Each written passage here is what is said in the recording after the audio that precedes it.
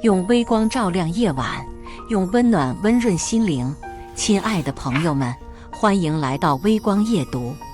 从医院回家的路上，老公去排队给我买奶茶，他带了手机，车内却依然有手机的震动声不断作响。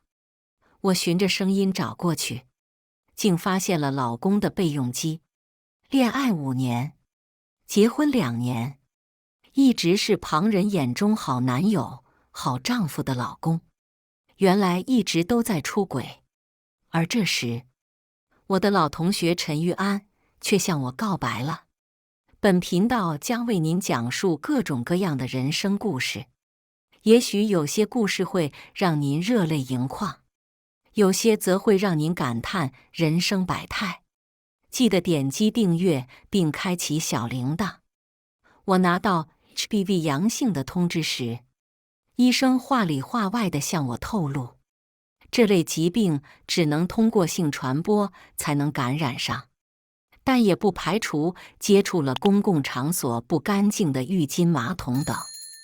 我看向身旁的丈夫纪明，对方也困惑地看着我。我和纪明结婚2年，感情一直不错，可以称得上是旁人眼里的恩爱夫妻。纪明每天过着2点一线的生活，早起公司上班，晚上到点就下班回家。别说出差应酬，就连公司团建聚会，他都是能推则推。我也曾笑话他不像别人交际应酬数不过来，别在最后连点社交能力都没了。每当这个时候，纪明就会握住我的手，亲亲我的手背。我只想和你在一起。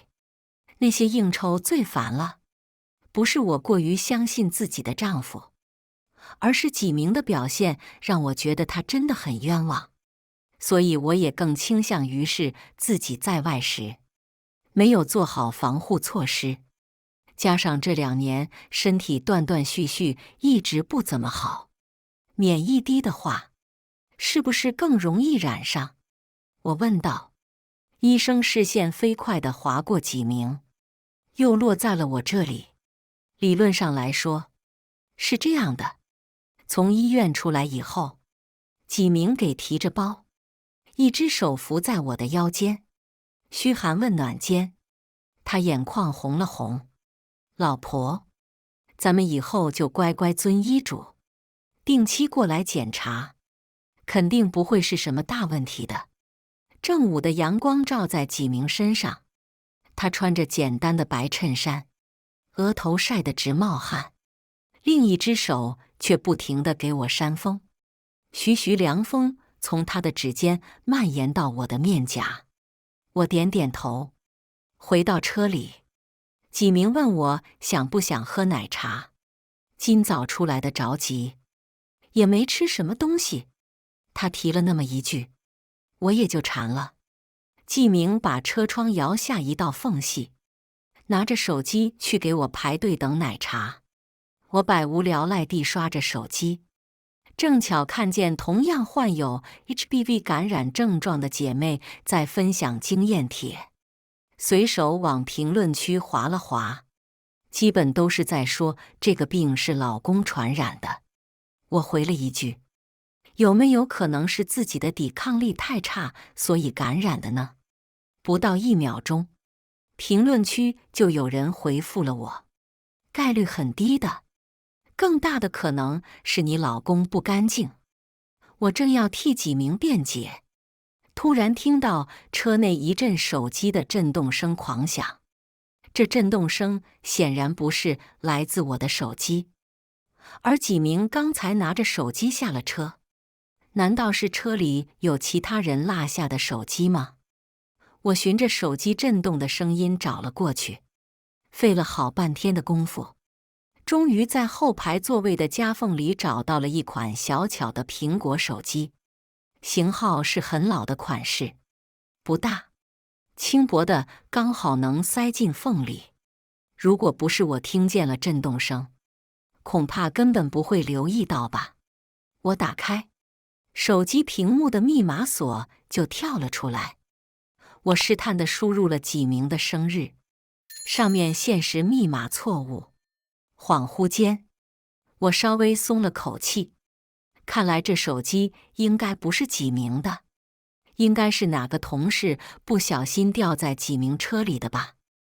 我一边想着会不会是有女同事坐了几名的车，另一边也有点为自己的疑神疑鬼感到羞愧。我抬起眼时，目光落向了排在人群长队中的几名，他正背对着我，低着头，不知道在手机上敲些什么东西。我的手机消息弹了出来，是几名傻呵呵的发了个可爱狗狗的表情包，还问我：“老婆，给你点温的，7分糖怎么样？”这个可爱狗狗的表情包，我从来没给几名发过。平日里我不是一个很喜欢用表情包的人，不知是疑心作祟还是怎么，我对几名发的表情包突然感觉很敏感。女人的第六感告诉我，这个手机绝对有问题。我回了几名2个字：好的。鬼使神差的，我输入了几名前女友的生日，这串数字还是我刚认识纪明的时候，在几名的空间留言看到的。前女友生日当天，几名一个人在空间留言板刷了很多条生日快乐。不过那时候我和几名也没挑破关系在一起，所以那时候的我还认为几名是一个非常痴情的好男人。在之后，他前女友的数字就跟一串烙印似的印在了我的脑海里。我也不知道自己对这个日期怎么就这么印象深刻。手机屏幕刷的一下子跃入我的眼帘，壁纸照片是一张非常色情的图片，不雅的肆意妄为的跃入我的眼帘。几个不正经的交友软件跃然纸上，排在了第1列。刚才的震动声也是来自于这几个软件，几条消息跟不要钱似的轰炸过来。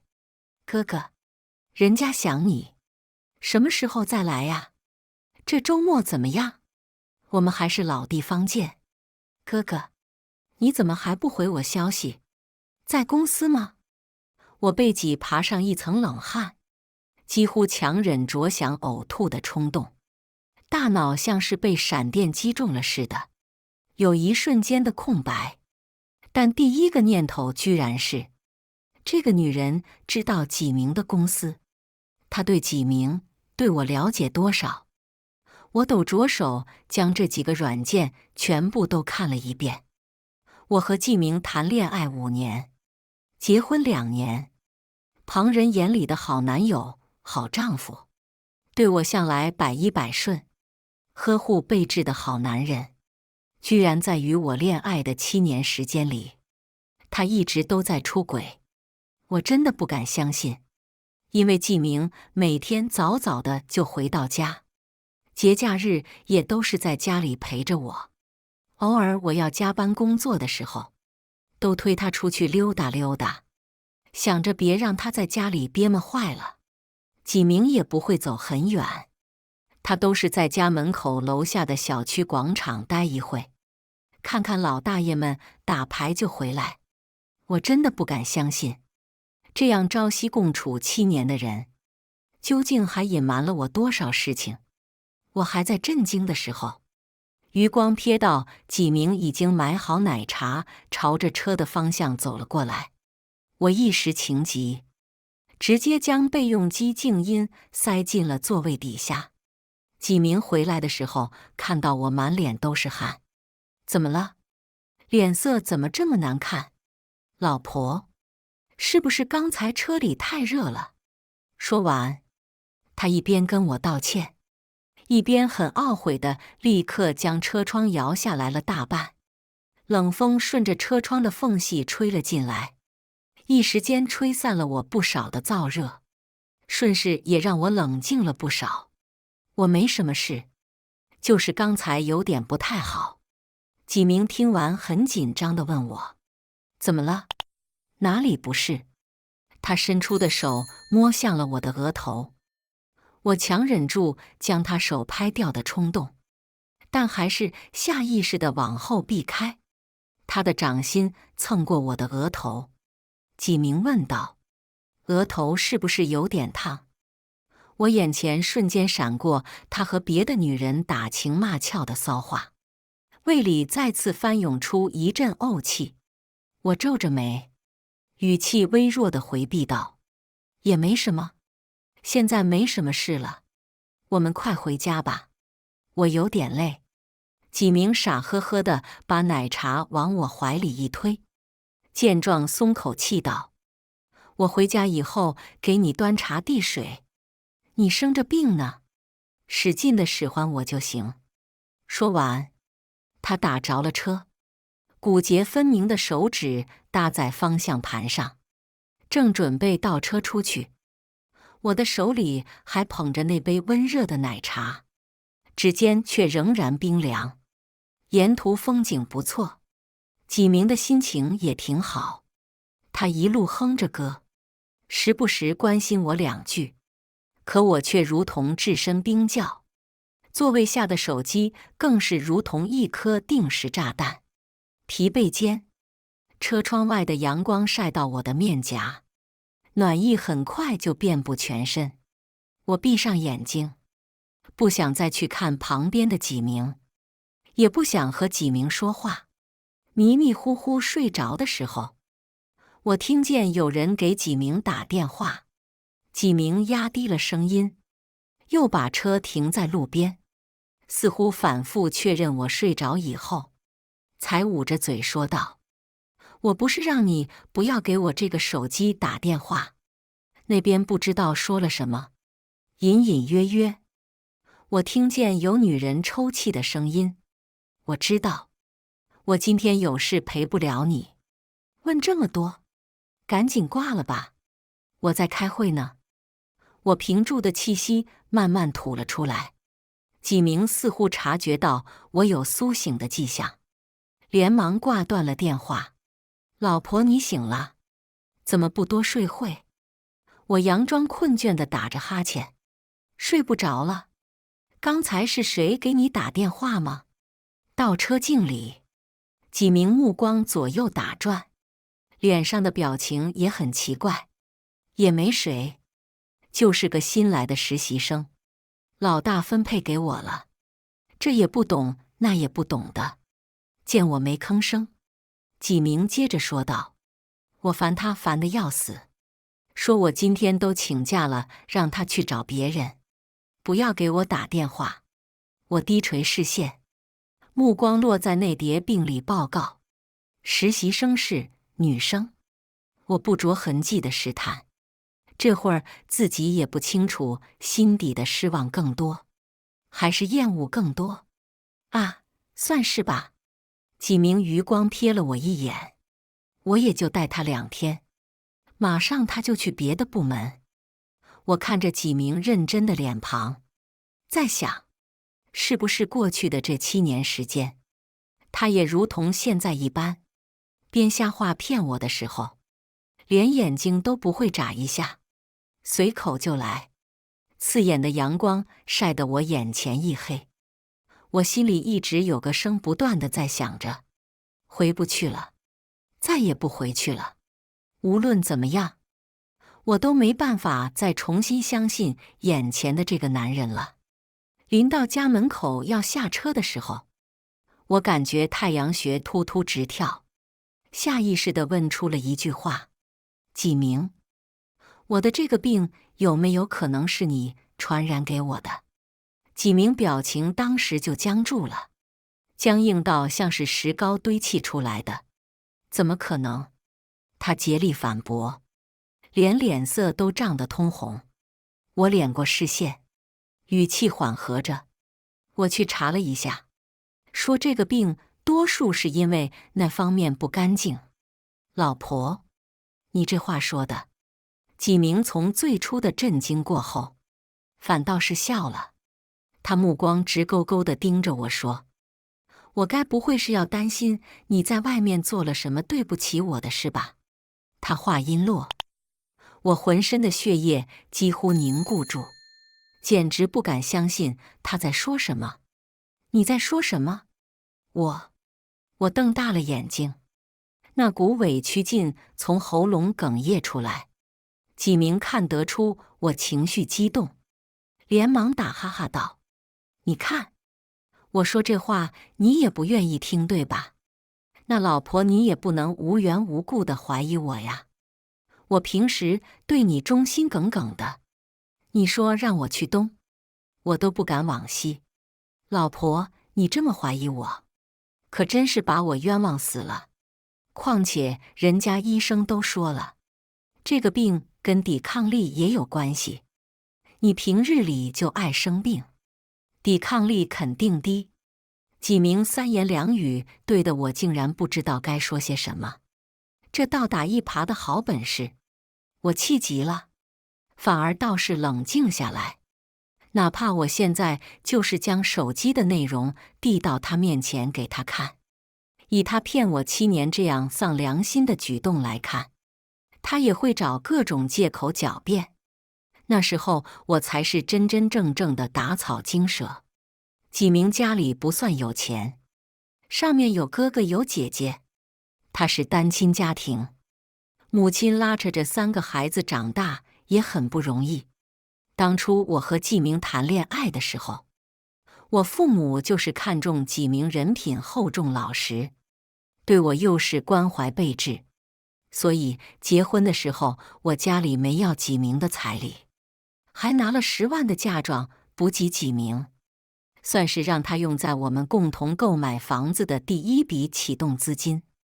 我父母是做水果生意的，家底虽然算不上丰厚，但总体来说是比纪明家的情况要好上不少。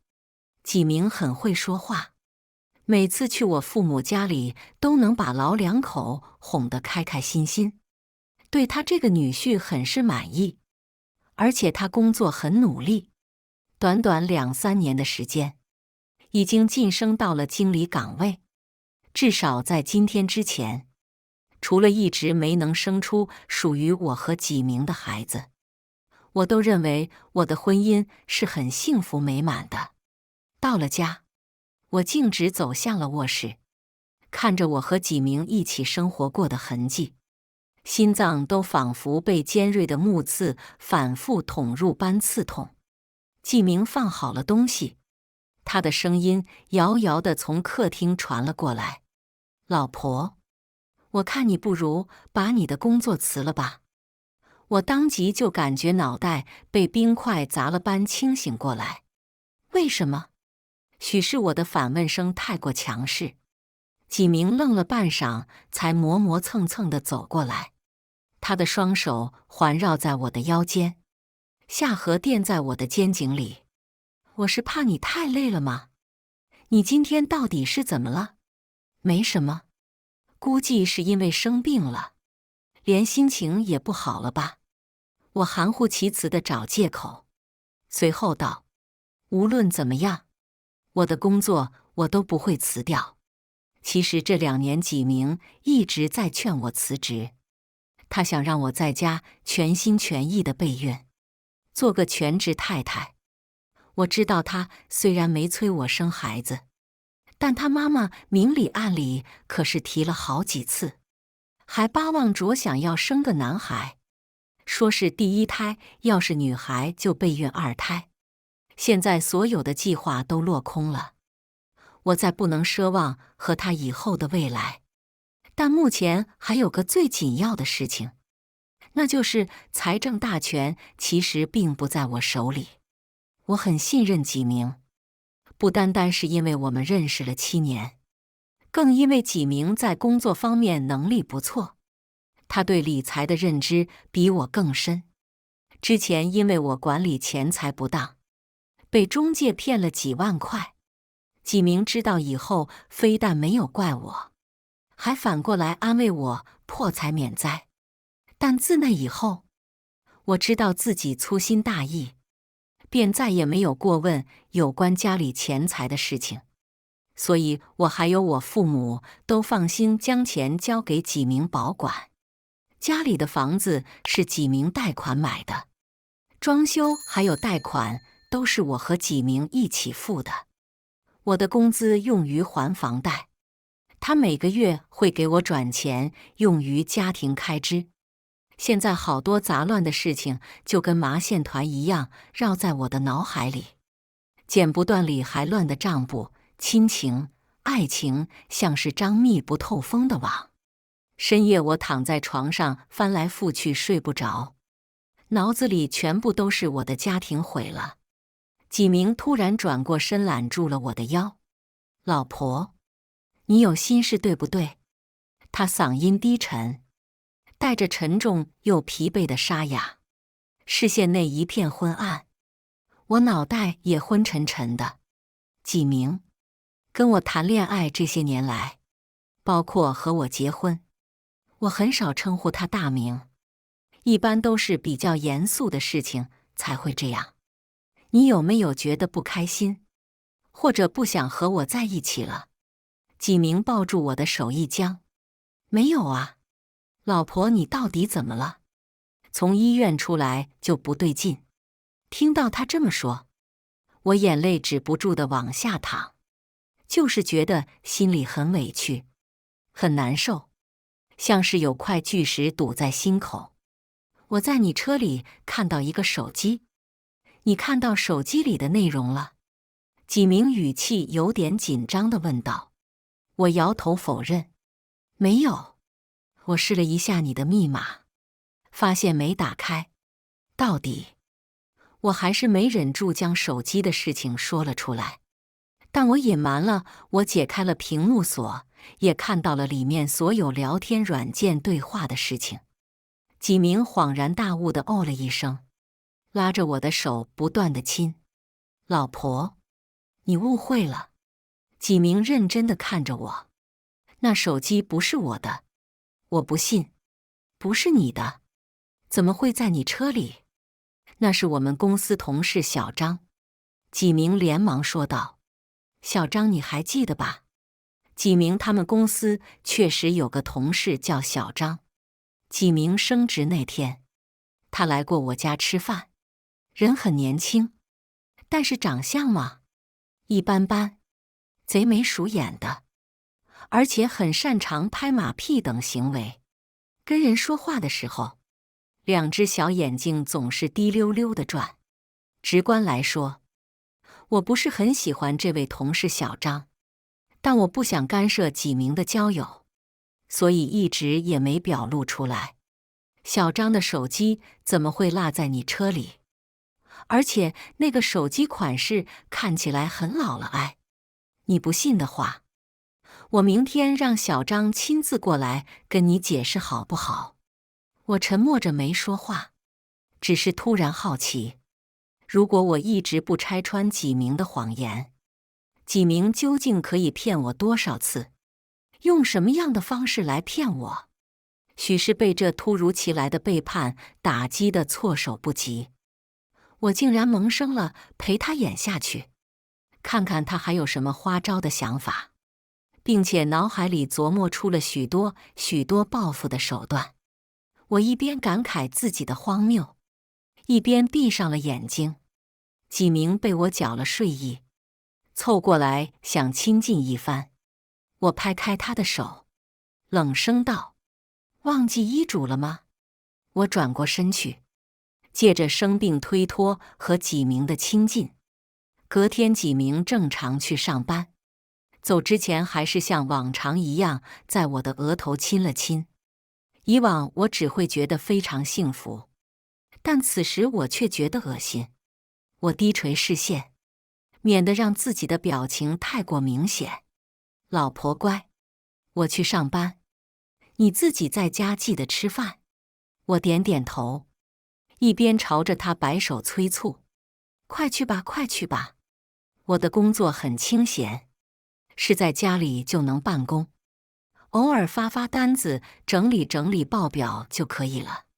不过等到纪明走后，我没有投入到工作当中，反而是穿戴整齐走出了门。自从结婚以后，我好像变得越来越懒惰，越来越不愿意收拾打扮自己。所以今天出门，我特意涂抹了一个气场十足的口红，看着镜子里和往常的气势完全不同的自己，我竟有一瞬间的恍惚，在想，是不是因为我结婚以后就不打扮自己了，让纪明变得厌倦，所以他才会不停地出轨。这么想着，我突然有点厌弃自己，拍了拍自己的脸，只能勉强给自己打气。我偷偷见了一个离婚律师段旭，听说他在这方面权威性很高。原本我以为段旭是个经验老道的中年男子，没想到见面的时候才发现就是个年纪和我差不多大的小伙子。他听我讲述完所有的经历后，表示对我很同情，但他也很明确地告诉我，目前我掌握的这点证据还不足以说明纪明是过错方。如果我现在提出离婚，且不说纪明那边会不会同意，单纯在财产分割方面，我也占不到太多的优势。男方和女方一人一半的基础上，结合离婚的原因，离婚时无过错方有权请求过错方，也就是出轨方进行损害赔偿。财产方面，尤其是纪明付的购房首付，虽然我一同出了装修还贷的钱，但我依旧占不到更多的优势。在和段旭聊过以后，我抿着口中的咖啡，苦涩的滋味蔓延在舌尖，又冷又苦。我感觉自己突然就完全冷静下来了。我要做一出戏，一出大戏，让纪明身败名裂，自己收拾东西净身出户。原本我不想知道纪明出轨的对象到底是谁，但段旭建议我，掌握越多的资料越好，毕竟捉奸捉双，而且还要保留好足够的证据。而我也很好奇，纪明每天按时按点的回家，他到底是什么时候出轨的？他的时间管理也太完美了吧，竟然能骗过我7年。再过2天就是我要回家里的日子。从年初我爸生病，我每个月总是要找2天回家里去看望老人。纪明孝顺，每次都要和我一起去，但他那份工作哪里有我的工作清闲，也请不下来那么多假。我爸妈心疼纪明工作辛苦，推脱着便说让我自己回来看看就算了。开始纪明还左一个不放心，右一个不放心，不过后来也没说什么。现在想想，纪明或许就是趁着这样闲暇的时间做了那些肮脏的事。我悄悄地购入了一款小型监听器，把它放置在了家里花盆的后面，因为东西小巧，又刚好嵌入了花盆的底部。如果不是特意去搜寻的话，基本上不会被发觉到。我又打开了纪明常用的台式电脑，那款电脑很老了，是以前我们刚结婚的时候买来给纪明打游戏的。纪明早些年很喜欢玩页游，但我对那些游戏又没有什么兴趣。开屏暴击加上各种眼花缭乱的武器，所以通常都是我躺着刷手机，他在一旁打游戏。我目光落在他的台式电脑，走过去，开机，深吸口气。我点开了纪明常玩的几款网页游戏，因为他经常开很多个账号，所以网页基本都是密码账号直接登录的状态。我刚进去，就看见不知道是什么工会还是组织的聊天记录闪个不停，像是在说一些游戏的事情。我往上翻了翻，大致也都是跟游戏内容相关，没查到什么奇怪的端倪。就在我正准备不留痕迹地退出游戏时，有个昵称爱萌的号发来了一条私信：爱萌，有空上游戏，都没空回我消息是吧？后面还跟了个满脸娇嗔的表情。我手心里蹭的一下全是冷汗，哪里还敢回对方的消息，赶紧退出了账号，再悄悄地删掉今日的网页记录。但不删不知道，打开网页记录时，我几乎愣在了原地。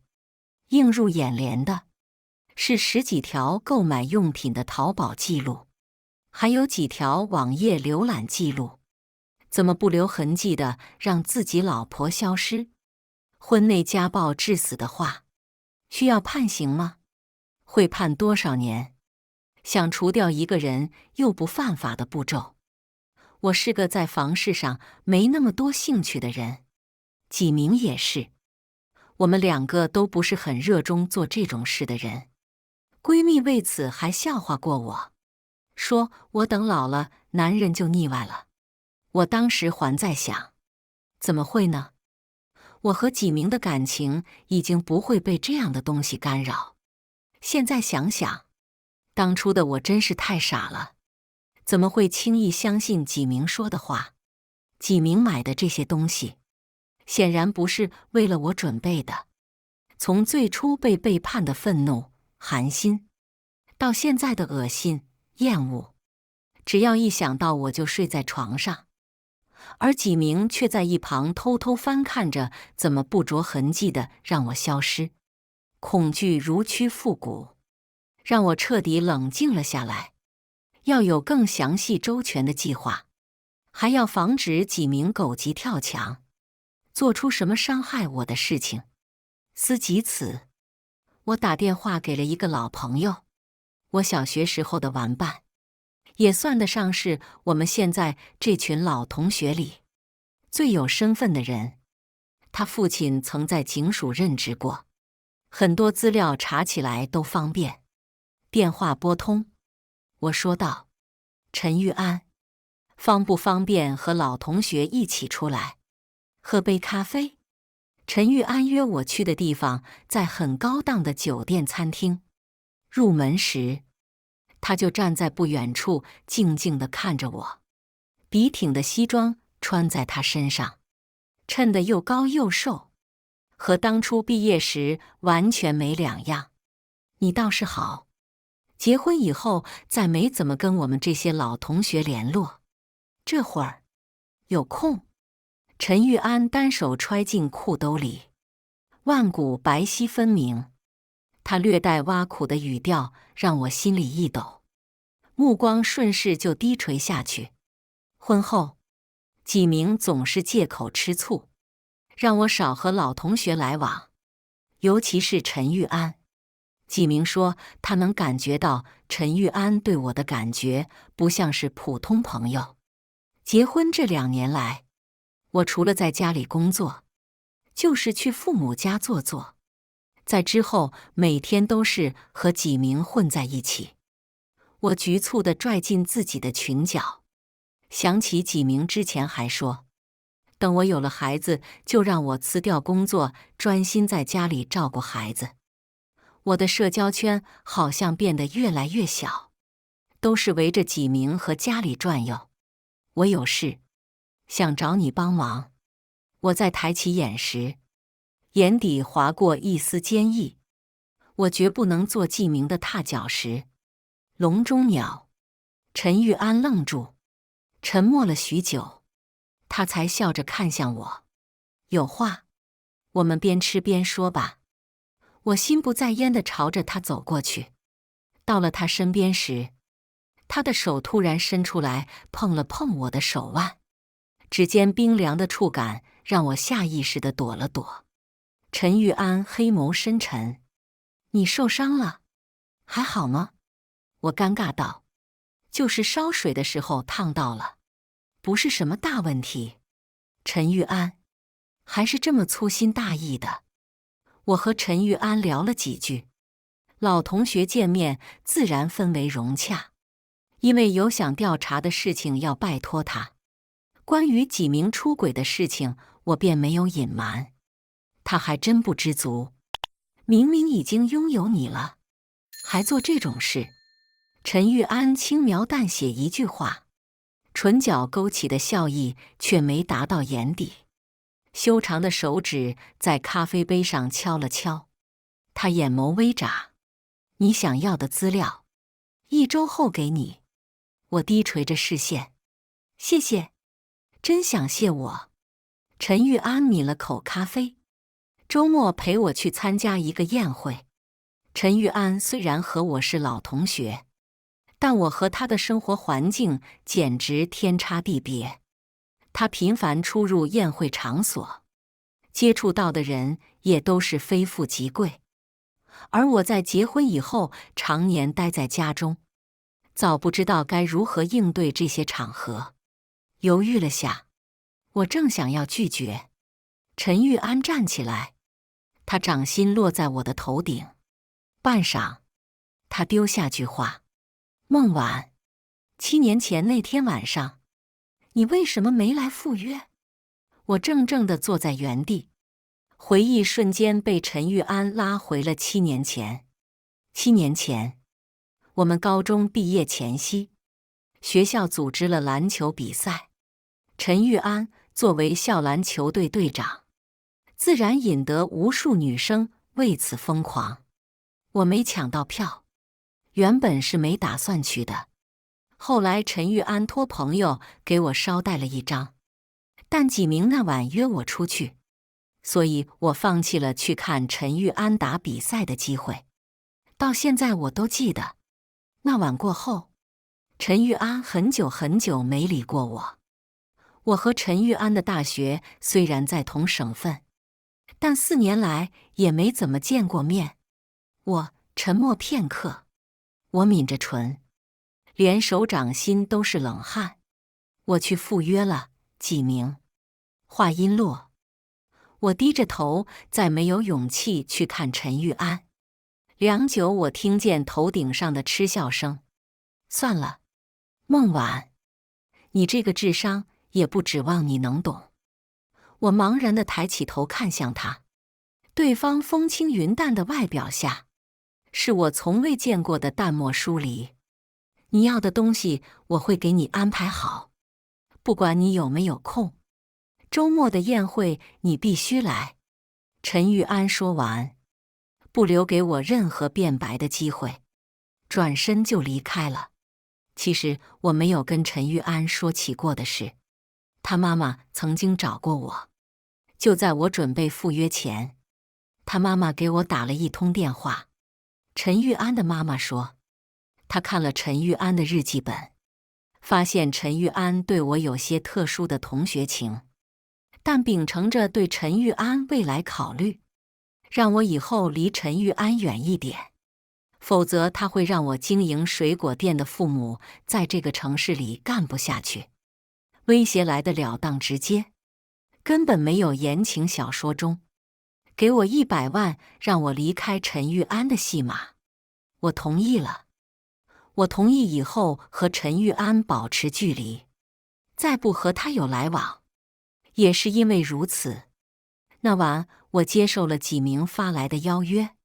和纪明相处的这些年，其实我一直都觉得愧对于纪明，因为起初他是我用来逼迫自己忘记陈玉安的感情工具。可如今我对纪明的感情已经完全不同时，我却发现了纪明出轨，当真是风水轮流转啊！纪明在我和认识之初便一直出轨，7年来，傻的人只有我。纪明出轨的事情，除了律师和陈玉安，我便只对闺蜜萧冉提起。纪明可真够不是人的，居然7年来一直都在出轨。萧冉愤愤不平的语气响彻整个通话，我不得不捂着耳朵来躲避他尖锐的高音。是啊，知人知面不知心。我神色淡然。在最初的震惊过后，我现在好像对纪明出轨的事情完全没有波澜，只觉得恶心。萧冉，不行，我真的很想骂他。我们家孟晚这么好，纪明是脑子不好还是眼睛不好？算了，冉冉，我不想打草惊蛇。我说道，我已经跟律师谈过了，只要找好证据，然后诉讼离婚。我们没有孩子，所以只需要针对财产进行分割就好了，也不麻烦。萧冉叹口气，是啊，还好你们没有孩子，不然现在你岂不是要更难受了？我都不敢想，我老公如果做出了纪明这样的事情，我该怎么办？我儿子今年才6岁，孩子是母亲最大的羁绊。我能理解萧冉的难处。我和萧冉没聊太久，就听见门锁转动的声音。纪明推开门进来，看见我时愣了一会儿。老婆，你今天不是要去爸妈家吗？是啊，但是妈和爸要出门一趟，所以我回来了。我心不在焉地将首饰摘了下来，进卫生间洗了把脸。冰凉的水扑在我的面颊，我直起身就听见纪明的声音从我的身后传来：“你今天出门了？去见谁？”他语气压得很低，说道。我吓了一跳，心脏都跟着抖了抖，含糊其辞道：“也没谁，冉冉找我过去帮忙。”什么时候开始？我对纪明撒起谎来，竟然也如此得心应手了。你没骗我吧？纪明眼神晦暗不明，盯着我看。老婆，他的眼神看得我心底发毛。我干脆转移话题道：“纪明，你有没有事情瞒着我？”他一怔：“你说这话是什么意思？”我说：“你落在车里的手机，里面的内容我都看见了。”气氛蓦地沉闷下来，像是死一般的寂静。他不说，我却有股强烈的不安。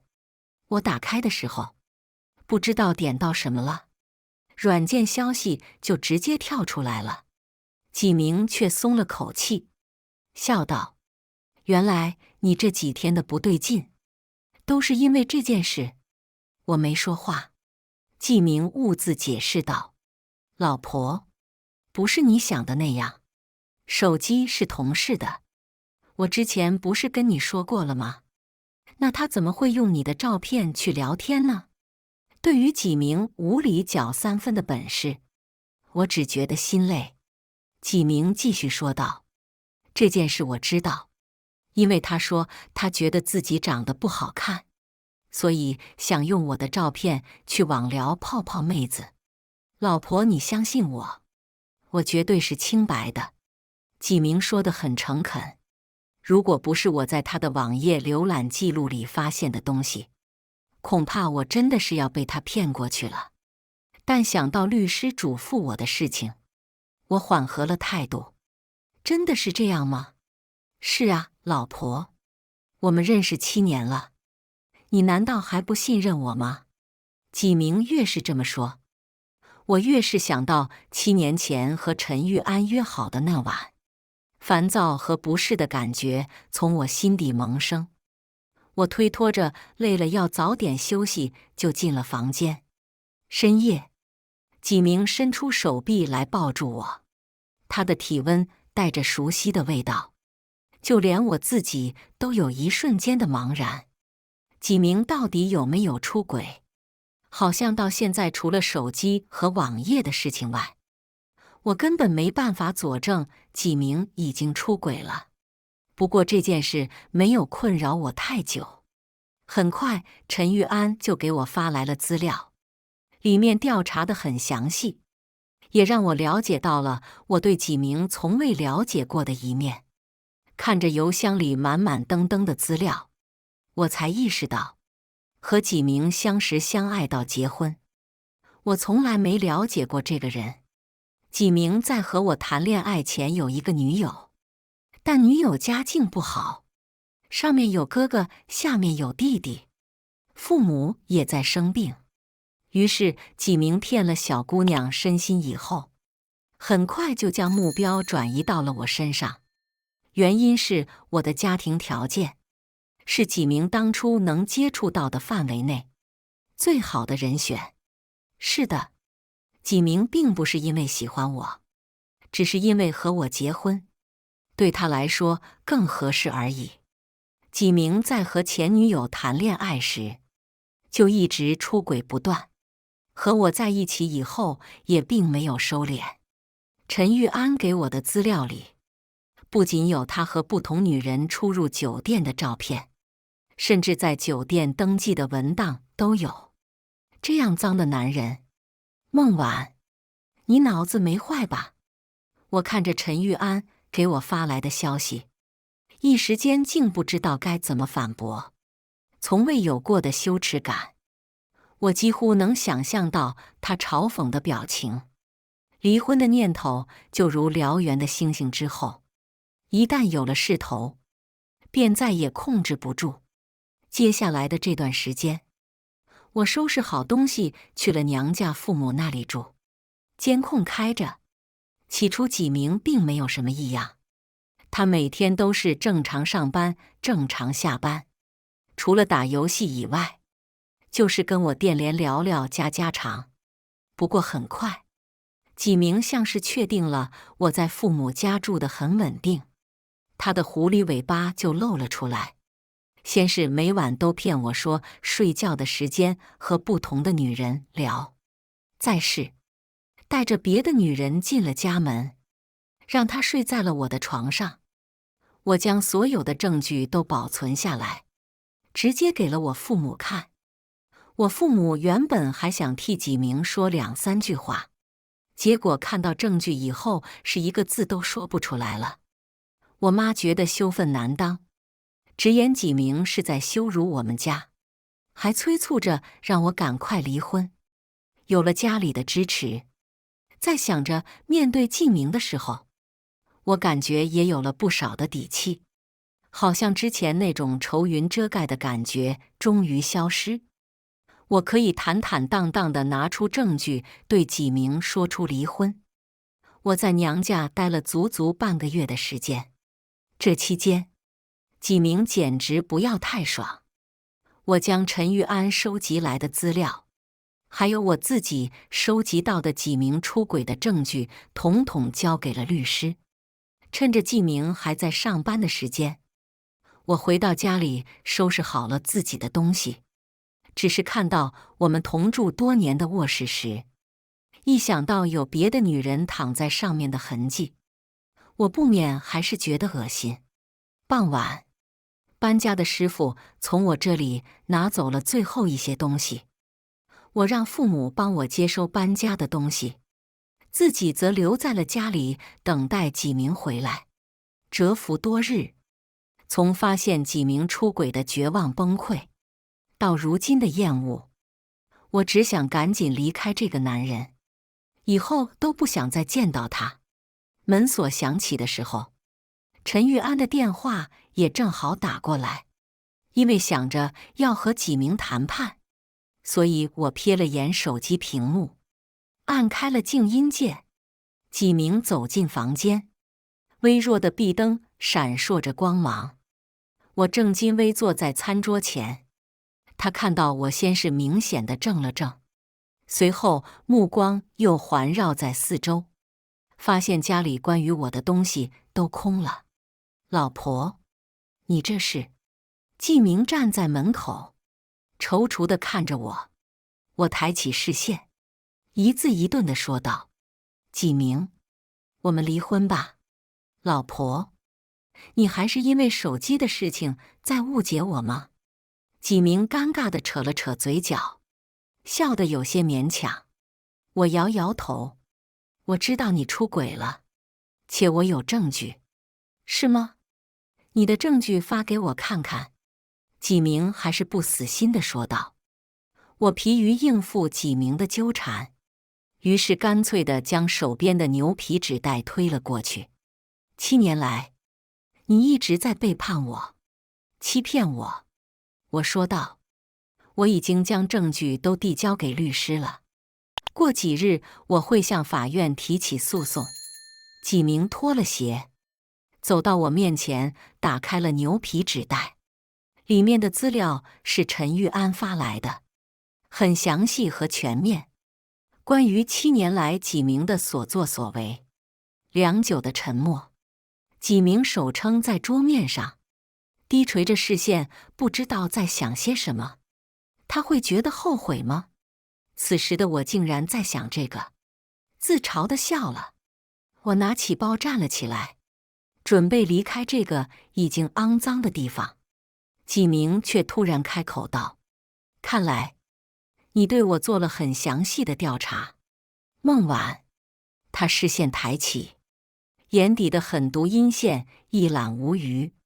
既然如此，你当真觉得我会让你这么走出这个家门？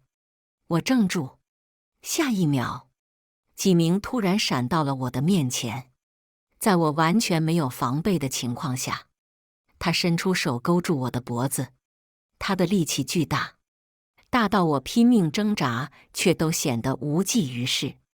纪明一步一步地拖着我走向卧室，他不知从哪里拿出的毛巾捂住了我的口鼻，刺鼻又呛人的味道席卷了我的整个鼻腔。瞬间，我感觉意识模糊了起来，直到眼前逐渐被黑暗吞噬。我的手再没有力气挣扎，等到我清醒过来时，双手已经被绑住，嘴巴也被布条封住。纪明坐在我面前，他怜爱的目光看向我，正用梳子替我梳着凌乱的头发。老婆，你醒了。他微笑地看着我说道，语气从未有过的温柔，可我却觉得从未有过的恐惧占据盘旋在心口。这个样子的纪明，我根本没见过。他看着在笑，但眼底的狠毒像是淬了毒的匕首，只等待着时机，狠狠地扎进我的心脏里，似乎看出我的想法。纪明手指碰了碰我的眼角。老婆，你为什么在发抖？你是担心我会伤害你吗？纪明扑哧笑了。孟晚，你为什么就学不乖呢？为什么就不能睁一只眼闭一只眼呢？你让我完全没有办法呀。除了……他的手伸向了我的脖子，手指尖慢慢地在缩紧，被勒住的痛楚刺激着我的神经。我能感觉到呼吸越来越薄弱，慢慢窒息的死亡感。我听见纪明在我耳边说道：“孟晚，我会把你扔进江里，我会跟他们说，你和我吵架以后心情不好，出去散心，一直没有回来。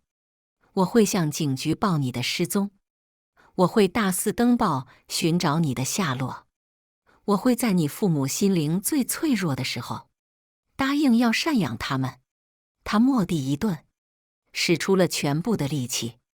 你就在天上，好好看着你父母钱是如何进了我的口袋里吧，看着其他女人是如何登入我们的家，我们的床。纪明的声音越来越恍惚，我的意识也越来越薄弱。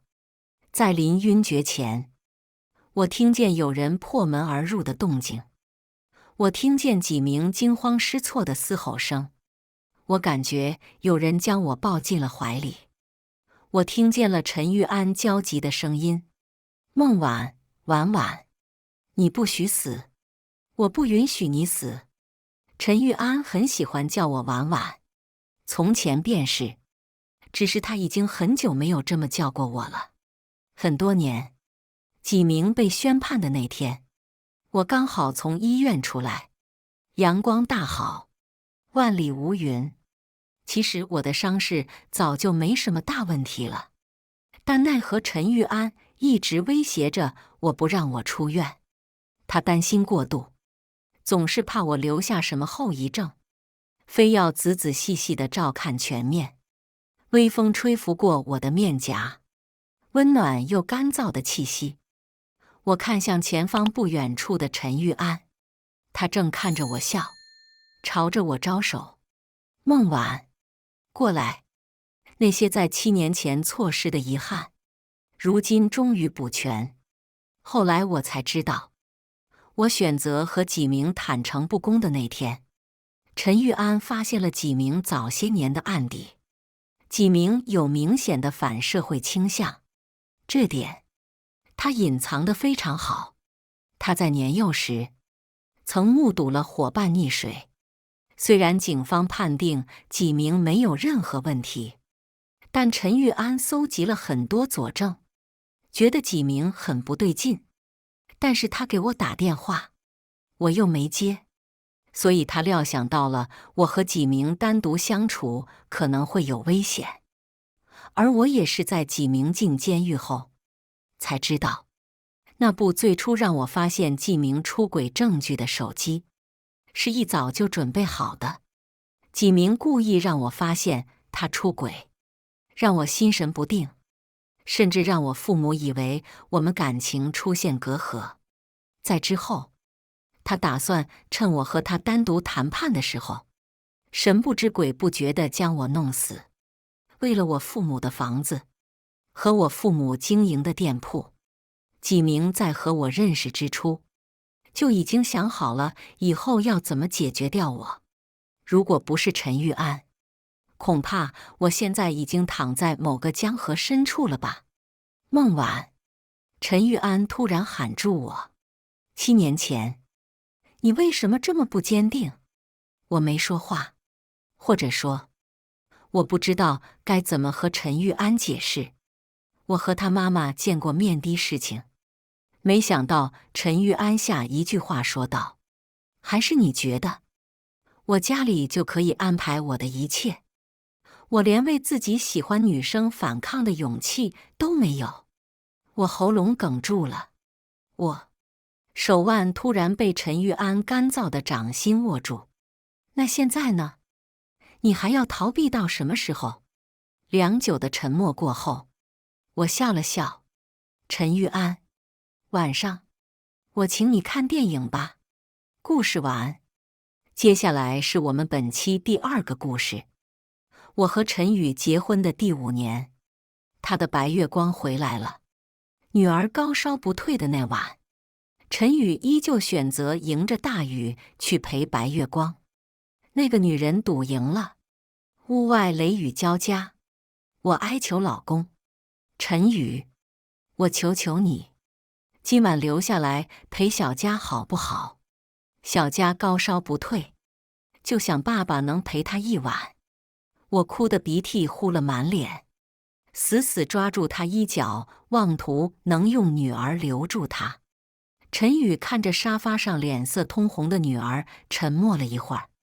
控制不住的期待从我心中升起，我反复祈祷，留下来，就今天，就一晚，一晚就够了。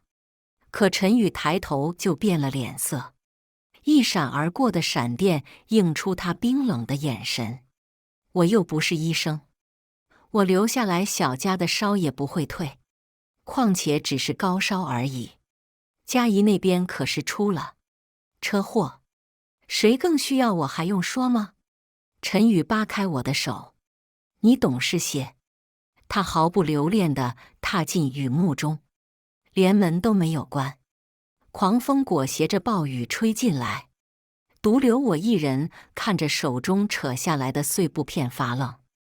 我和陈宇在大学里相遇、相知、相恋，默契到一个眼神就可以知晓彼此的想法。大学毕业后，我们异地读研，尽管有摩擦有争吵，但他总会在我们吵架的第2天出现在我的宿舍楼下，捧着一束白色风信子，风雨无阻。一毕业，我爸就给陈宇安排好了工作，我们领了结婚证，很快就有了爱情的结晶。这一切都顺利得不像话，一度让我以为我是世界上最幸运的人。可命运似乎就喜欢和我开玩笑。在我最幸福的时候，陈佳怡3个字就像一把刀，划开了血淋淋的现实。我眼中一见钟情的齐豫，在陈宇看来却是竹马抵不过天将。我只是青梅的替身。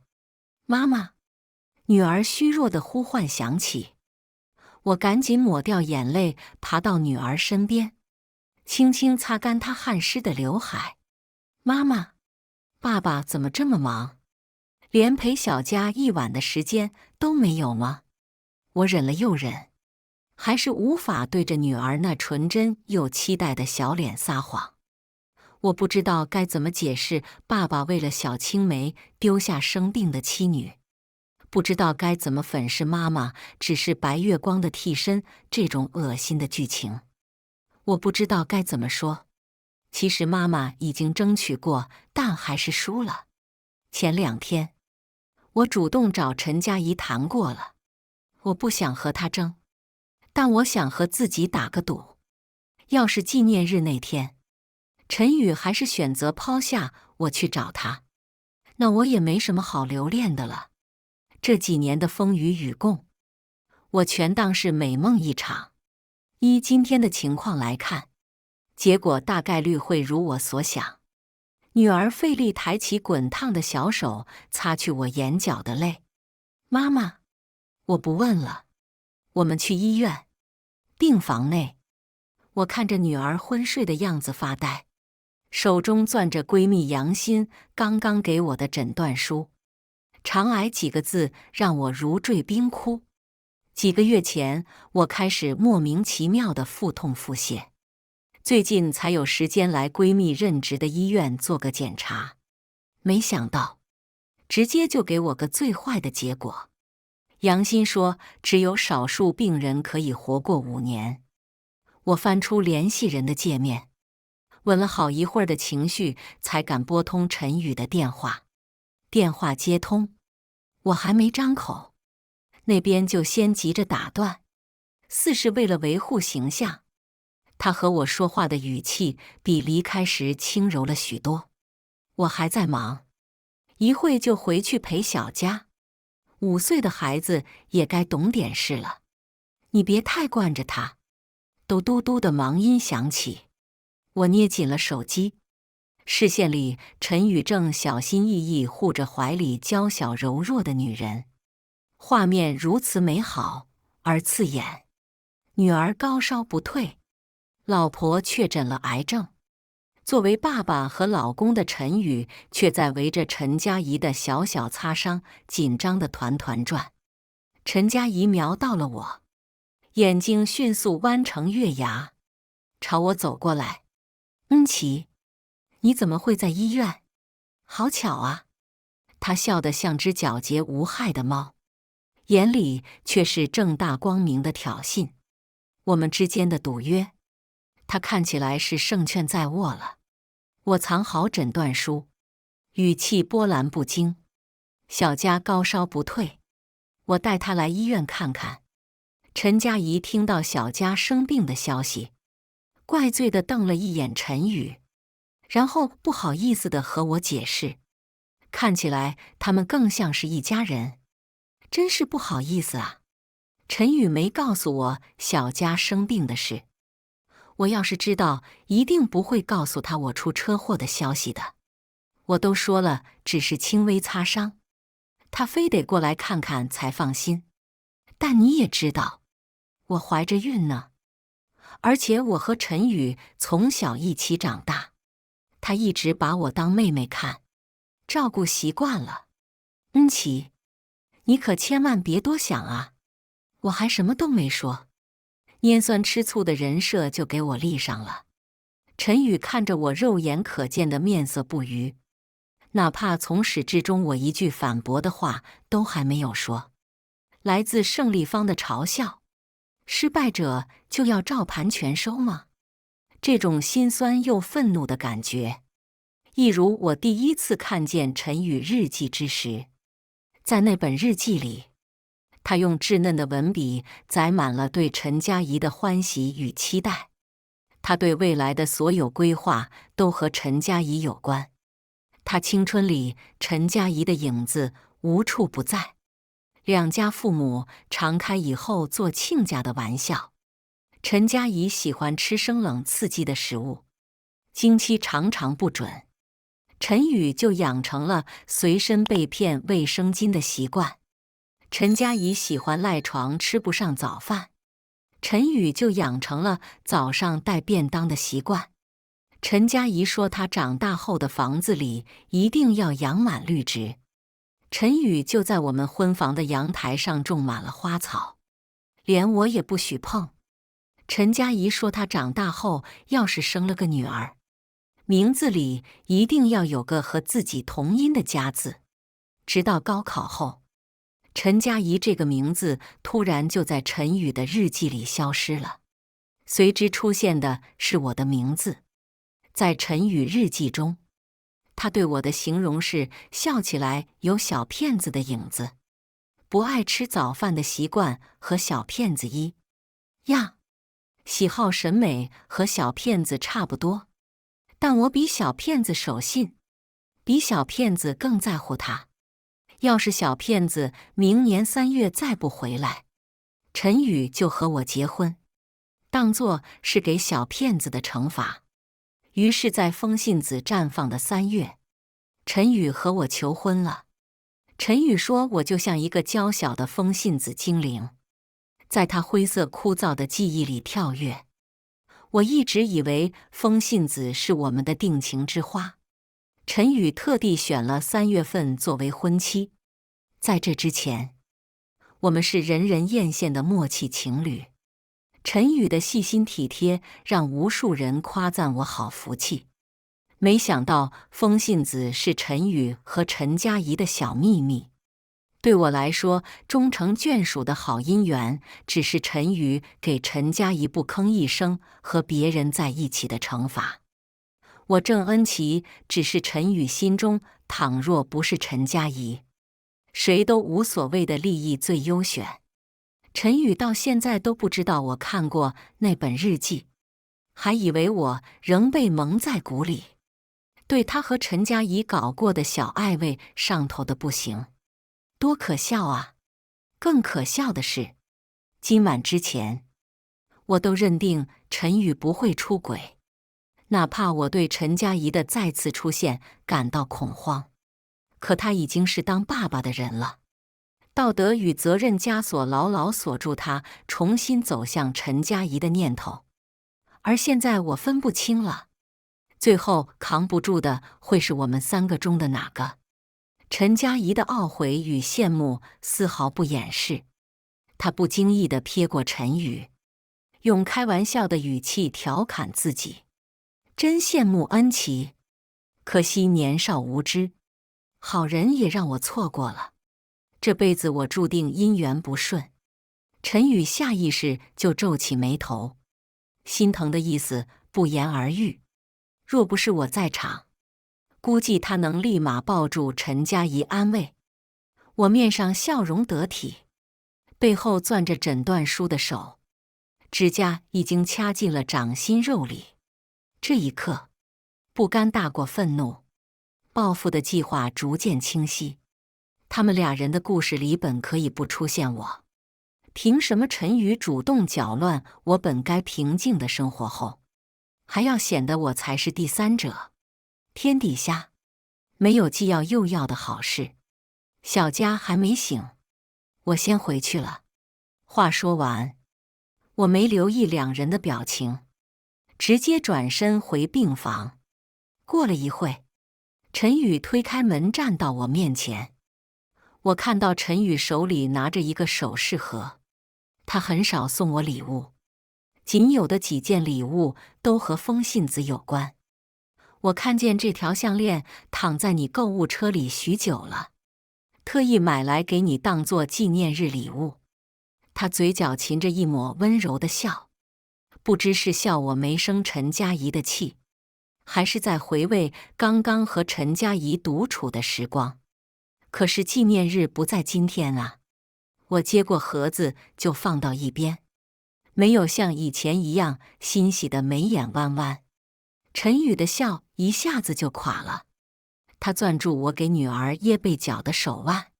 佳怡已经解释过了，是我非要去看她。你垮着脸给谁看？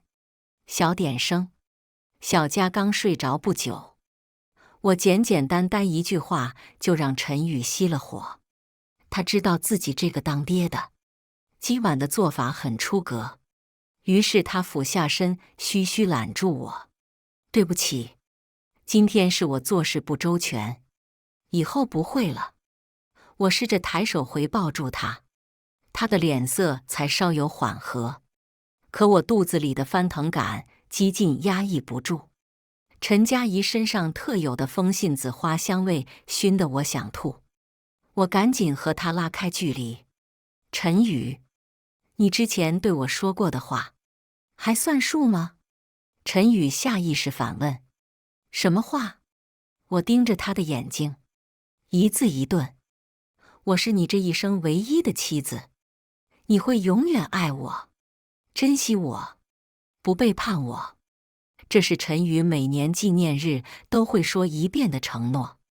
陈宇的手一僵，视线挪开，许久后僵起笑脸，吐出2个字：当然。其实我们俩谁都知道，敷衍的话根本不可信，骗谁都可以，千万别到最后骗了自己。我仍旧像平常一样和陈宇相处，每天都准备好他出门时要带的便当，下班后做好热乎的饭菜放在桌上等他回家。他换下来的白衬衫总会自己变干净，躺回衣柜里。他第2天参加酒会的衣服都是我搭配好，再放在门口鞋柜处。几年相处下来，这些不起眼的日常已经成了陈宇的习惯。或许他逐渐离不开我的原因根本不是爱，只是享受久了被人无微不至的照顾。做完这些事的其他时间，我都留在医院里陪小佳。期间，我一直让杨欣帮我保守肠癌晚期的秘密，不告诉小佳是怕她害怕，不告诉陈宇是怕他忍不住想提前送走我。我知道在我死后陈宇肯定会再找的，且大概率会和陈佳怡成双成对，但绝不是现在。在我的悉心照料下，终于赶在小佳5周岁生日前出院回家。不出意料，临近下班的时候，我又接到了陈宇打来的电话。恩琪，公司要在今天开酒会，我给忘了。今晚你和小佳不用等我吃饭了。可今天是我和陈宇的结婚5周年纪念日，也是小佳的4岁生日啊。陈宇记得酒会，都不记得这些。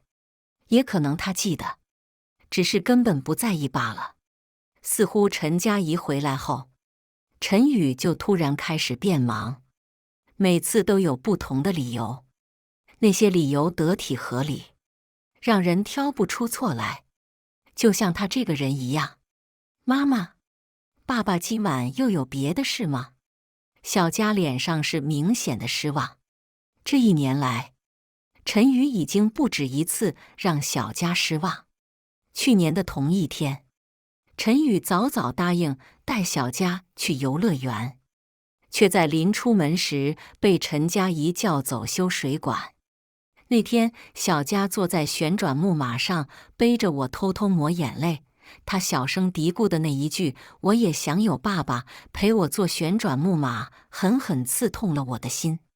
陈佳怡回来后，小佳的家长会再没出现过陈宇的身影，搞得老师以为小佳的爸妈离婚了，小心翼翼的不敢在小佳面前提起爸爸2个字。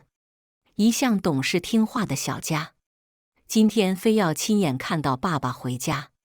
他拿出一早就准备好的音乐盒，生日蛋糕和小游戏，安静坐在客厅沙发上望着门口。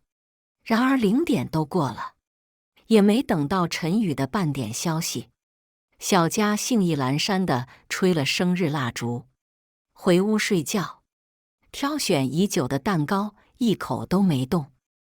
我躺在床上翻来覆去睡不着，鬼使神差刷上了朋友圈。朋友圈的第一条就是陈佳怡明媚灿烂的笑脸，酒会背景的9宫格，右下角挽着的那只手露出了陈宇和我的婚戒，隐晦又明显，就差把你孩子的爹被我呼之即来挥之即去当作文案了。我微微一笑，点个赞后就滑下去了。那条被陈宇当作纪念日礼物送给我的项链，只不过是陈佳怡没相中的垃圾。陈宇很少发朋友圈，今天的动态却明晃晃标了个红心，渣男配贱女。给陈宇的状态点了个赞后，我大咧咧地躺下睡觉，只是头还没沾到枕头，喉咙里就涌起一股怪味。我连忙跑到卫生间，抱着马桶狂吐，吐了半天，什么都没吐出来。是啊，我已经2天吃不下去东西了，除了酸水还能吐出什么来？妈妈，你在干什么？女儿睡眼朦胧地站在卫生间门口看我，手里抱着陈宇2年前给她抓的破烂娃娃。我赶紧把那些黄水冲下去，装出一身轻松的样子，让她上厕所。刚把小佳哄睡着，陈宇就带着一身酒气回来了。他肯定是看到了我朋友圈的点赞，才来红着眼尾和我解释。可我却不想再听他费尽心思编出来的谎话了。我接过他的尾音，陈佳怡刚回国1年，今天的酒会是他事业站稳脚的好时机。他已经经历过一段糟糕的婚姻，你作为发小多帮帮他是应该的。陈宇准备好的那些说辞全被我抢先一步。他醉眼朦胧地看着我，不知所措。陈宇白色衬衫的领口沾上了口红印，我提醒他一句，脱掉后就独自上床背对着他。这样善解人意的我够不够得上他在那个雨夜说的懂事程度呢？陈宇在我身后愣了许久，才开始有窸窸窣窣的动作。不一会，男人湿热的鼻息喷在我的脖颈处，我被陈宇毫不费力地捞进怀里，直到背后传来男人均匀的呼吸声，我才敢挪出他的臂弯。窗外月光皎洁，星星点点，像是女儿眨着的眼睛。我看了许久，才后知后觉反应过来，我没几年活头了。不幸的话，不超过3年，这个世界上就没有我郑恩琪这个人了。我死了倒无所谓，人总有这一天。可我的女儿该怎么办？小佳才刚过完5周岁生日，我得为我的女儿谋好后路。陈佳怡不会善待她的。早上吃早饭的时候，我放在桌子上的手机日历推送了一条消息。我扫了一眼后，匆匆拿过手机，是去医院复查的提醒。陈宇一脸疑惑地看向我，怎么了？确定陈宇没看见？我随便找个手机没电快钥，关机的借口糊弄了过去，他也没在意。可以说，所有不影响他实际利益的有关我的事，他都不在意。我上班了，琪，路上小心，注意安全。和之前每个普通的早晨一样。然而陈宇站在门口迟迟不动，我丝毫没觉得哪里不对，直到他开口问我：“我西兰花严重过敏，你是知道的呀，怎么还会给我做成便当呢？还有这套衬衫和领带，是昨天弄脏的那套。我恍然大悟，原来对一个人彻底心死的时候，真的能做到忽略有关他的所有细节。我给陈宇换了份便当，把脏了的衬衣和领带随手扔进脏衣篓，就没再管。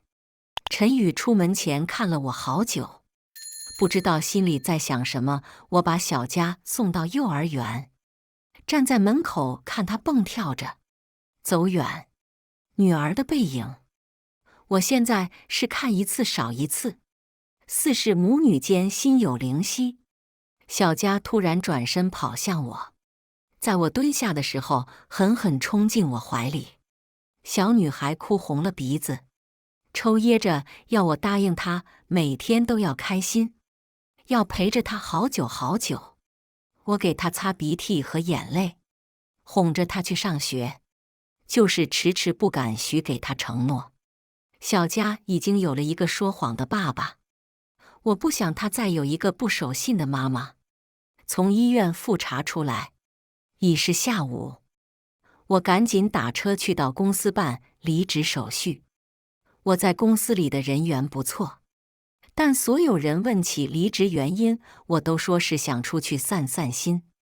我把工位上所有的东西都扔掉了，包括陈宇亲手种的那盆风信子。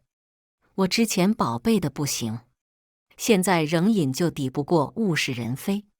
收拾东西加告别，等我整理好工位，已经到了公司平常的下班时间。一些关系好的同事闹着要请我吃脱离社畜的庆祝大餐。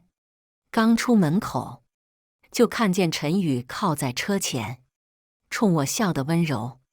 哎呦呦，看来咱们今天的晚饭是不能一起吃喽，人家这是早有安排呀。咱可不兴当电灯泡。在同事们的起哄中，陈宇大方揽过我的肩膀，将夫妻恩爱的场面做了个极致。他伸手接过我的包，对着同事们微笑表示歉意。抱歉，前2天因为工作忙，欠我夫人1个纪念日，只能今天占用大家和恩琪的聚会时间了。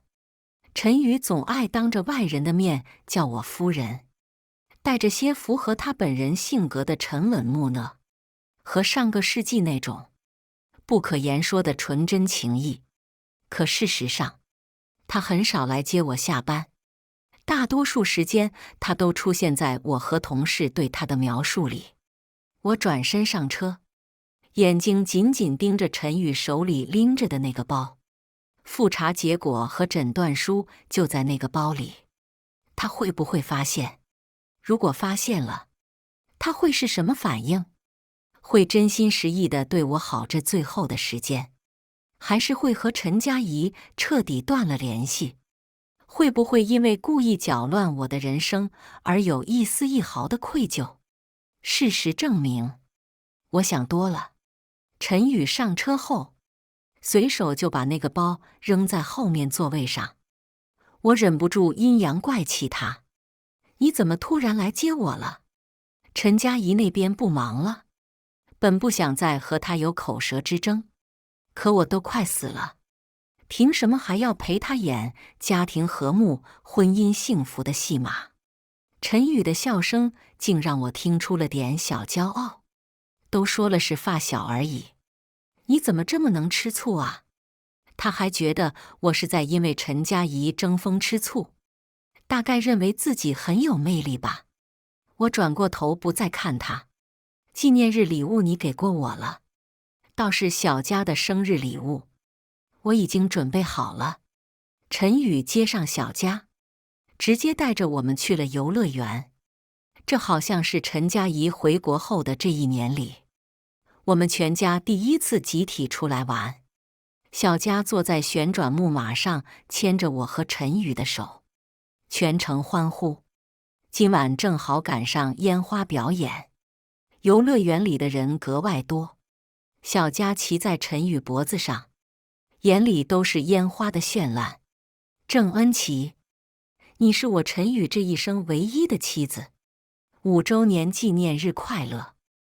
我看着陈宇真诚的双眼，忍不住鼻头一酸。怎么会有素人这么有演戏天赋的呀？要不是早在2天前就看见陈宇约陈佳怡看烟花被拒绝的微信，我也许就信了他的鬼话。陈宇一手扶着小佳，一手给我擦眼泪。在外人看来，陈宇就是个完美男人的形象。回去的路上，小佳可能是玩累了，静悄悄地趴在窗户上看两侧闪过的路灯。安静的车内，小佳忽然冒出的一句话让我脑子骤然短路。她忽闪着大眼睛问我：“妈妈，癌症晚期是什么病啊？”我敏感地想起放在后排的那个手提包，转头一看，它仍隐就躺在原位置，没有被人动过的痕迹。一时之间，堵在我嘴边的疑虑和解释都说不出口。陈宇接过话头，哄小朋友的语气很认真：“小佳，爸爸和你说，每个人在人生的最后都会变成星星挂到天上。癌症晚期是会让人快点变成星星的病。那爸爸妈妈以后也会变成星星吗？”我渐渐找回自己的声音，干涩哭哑。小佳怎么知道这个词的呀？幼儿园里壮壮的妈妈就是癌症晚期。壮壮说，要是哪天他没来幼儿园，就是因为他变成没有妈妈的小孩了。小佳忽然开始抽噎。我不想妈妈变成星星，不想变成没有妈妈的小孩。陈宇赶紧把车停在路边，我换到后面抱起小佳，顺便把装着检查结果的手提包藏在屁股下。妈妈不会变成星星的，就算妈妈变成了星星，也会在天上陪着小佳，保护小佳。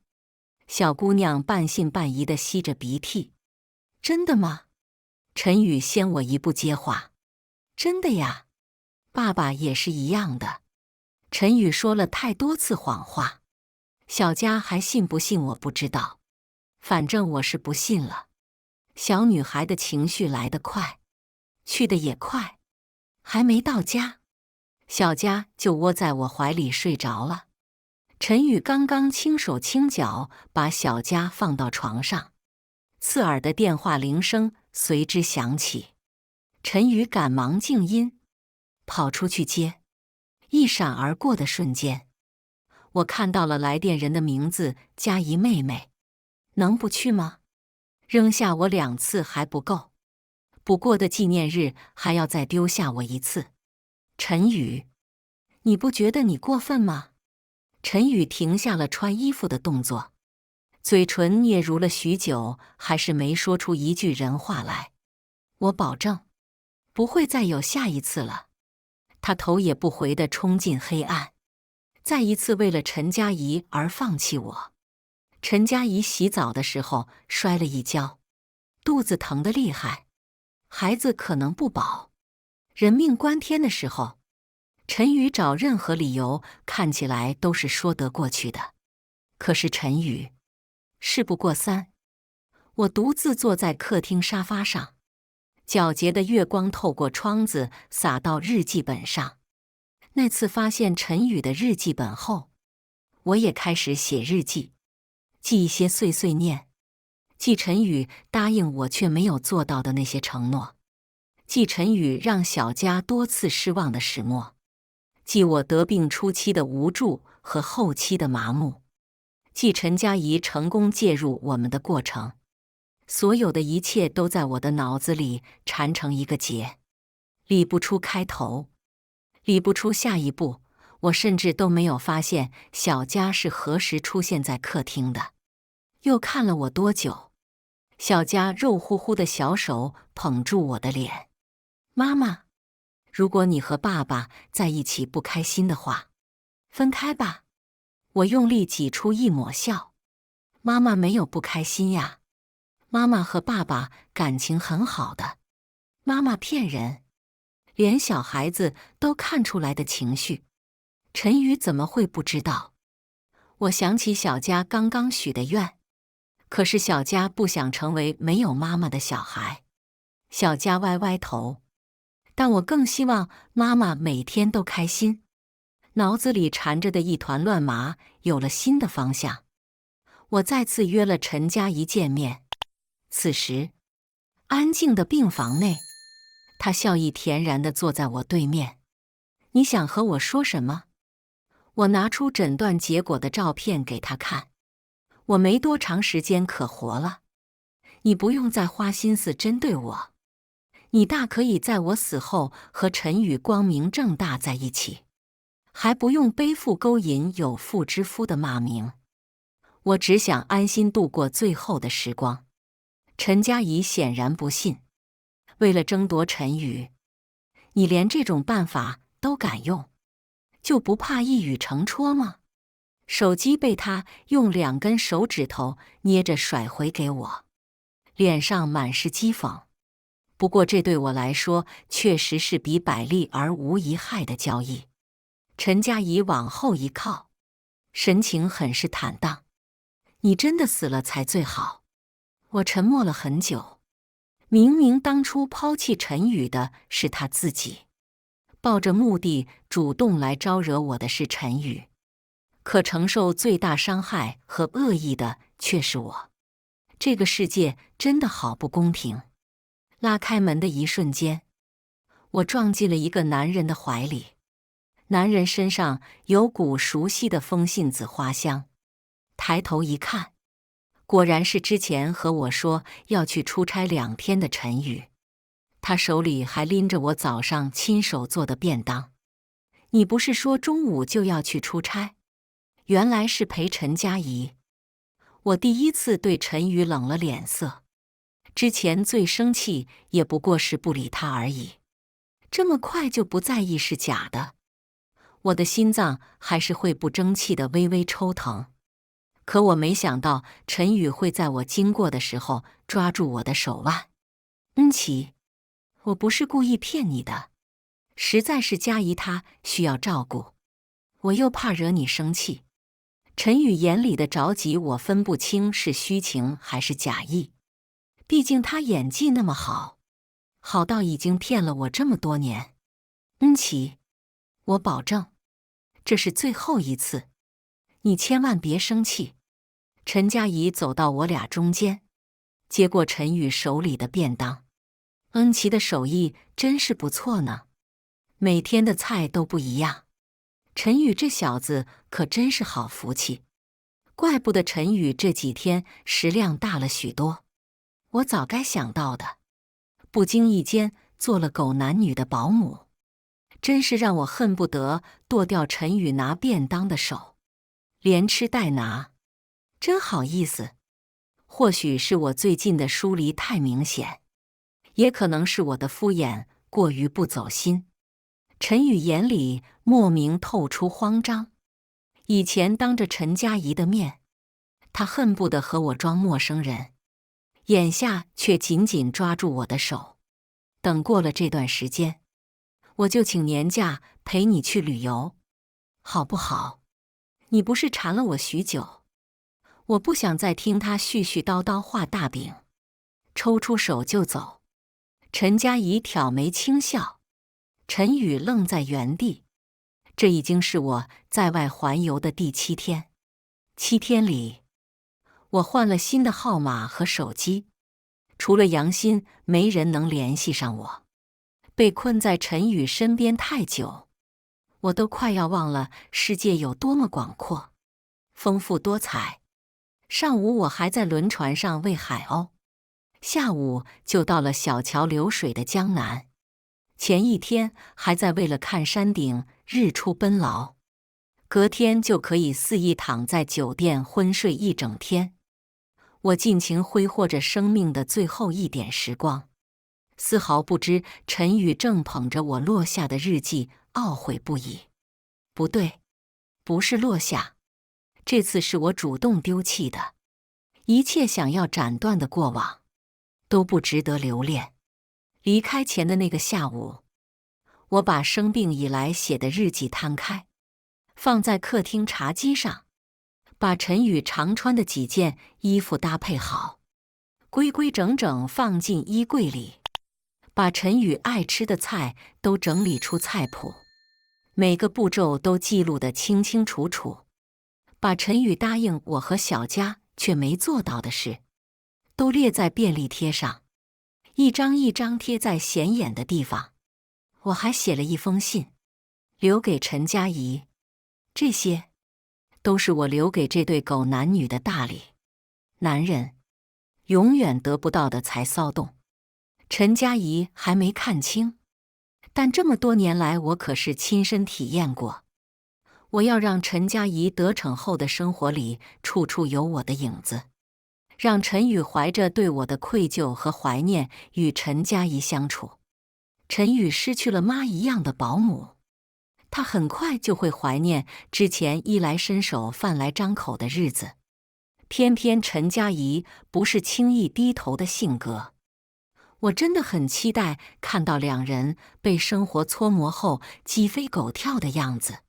昏睡一天后，我终于有精力把引救手机开机，大量消息和未接电话接连不断地弹出来，多数来自陈宇。恩琪，我错了，你别生气了，好不好？郑恩琪，你不是小孩子了，玩失联幼不幼稚？你留在家里的那些东西是什么意思？那日记是骗人的吧？恩琪，你是赌气的对不对？离婚怎么能轻易说？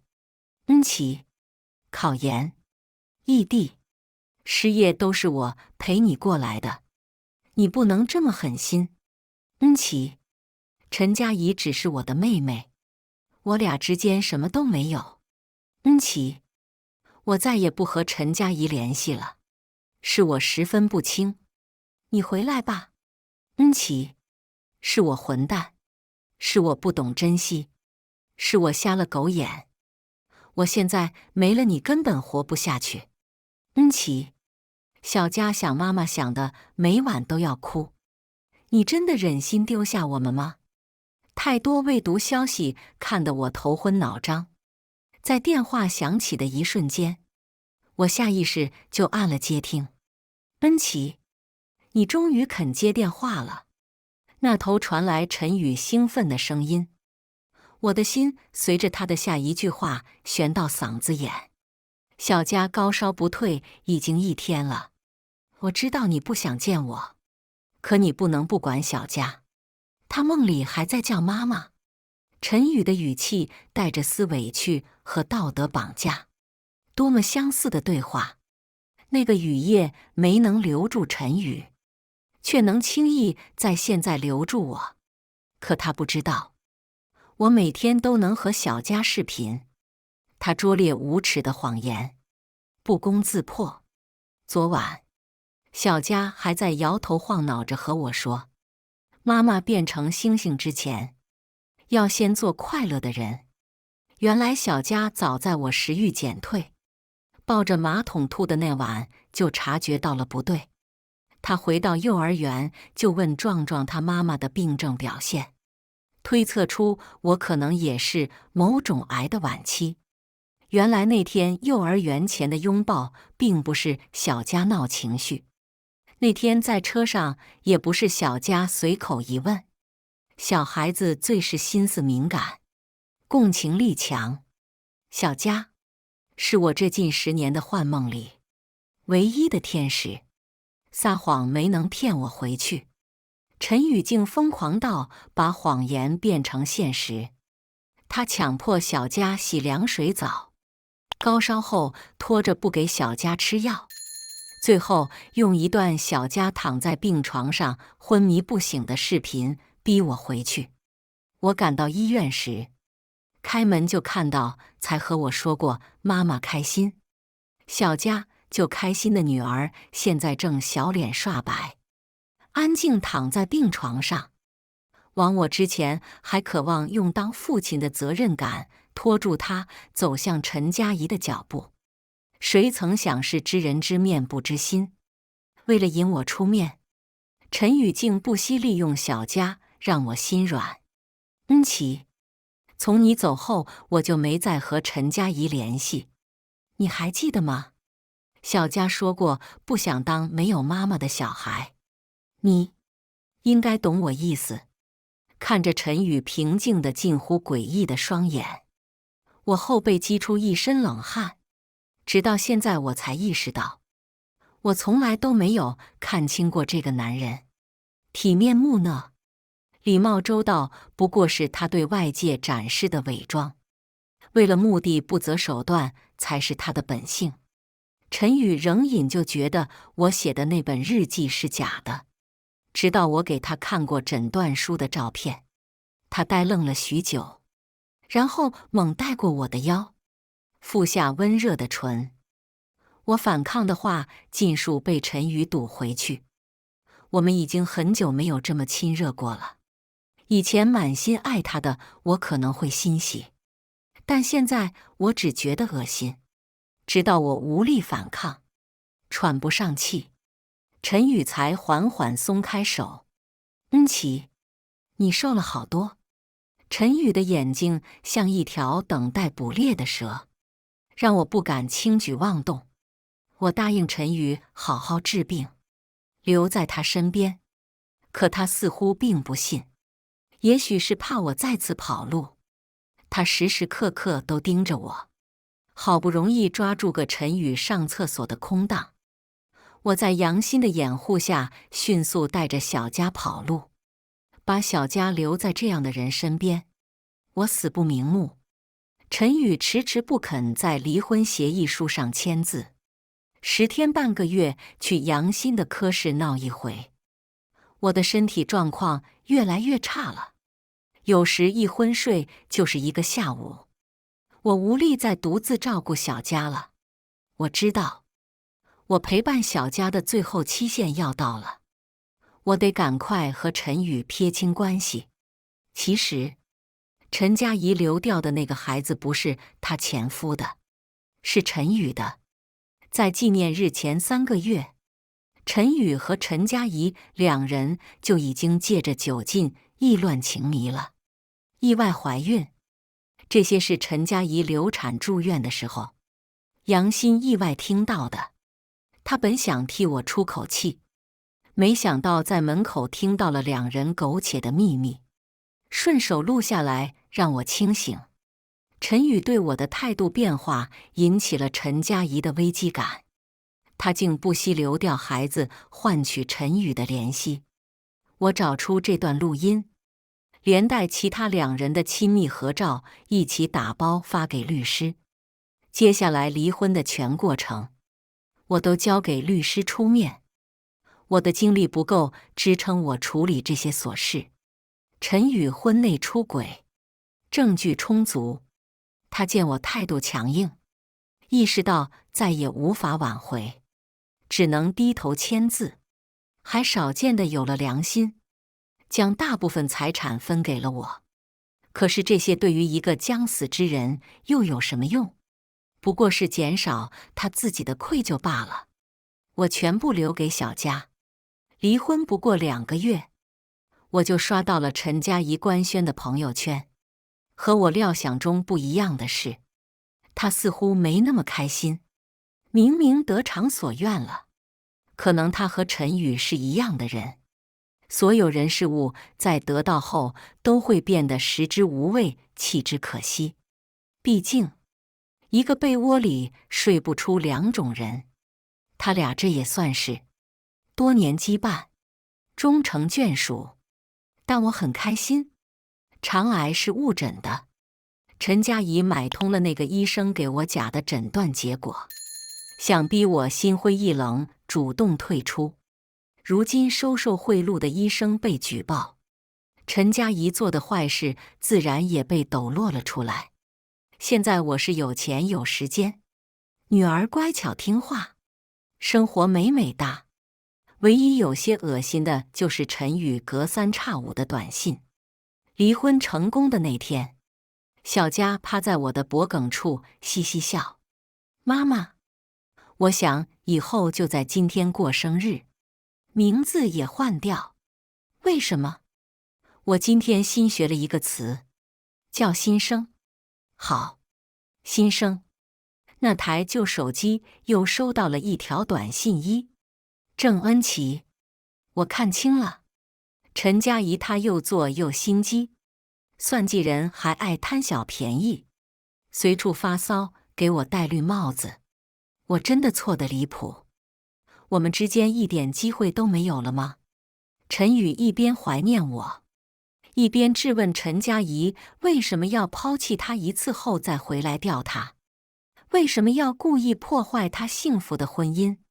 可他与我在一起时，陈佳怡可是他心心念念的少时不可得之人，白月光般存在的执念。如今，白月光成了范例子，失去的蚊子血却成了再也寻不回的心头一点朱砂痣。生活还真是够戏剧。感谢大家的观看。本期影片大家觉得是第一个故事精彩，还是第二个故事精彩呢？欢迎大家在下方评论区讨论。如果你喜欢这类故事，记得点击订阅微光夜读。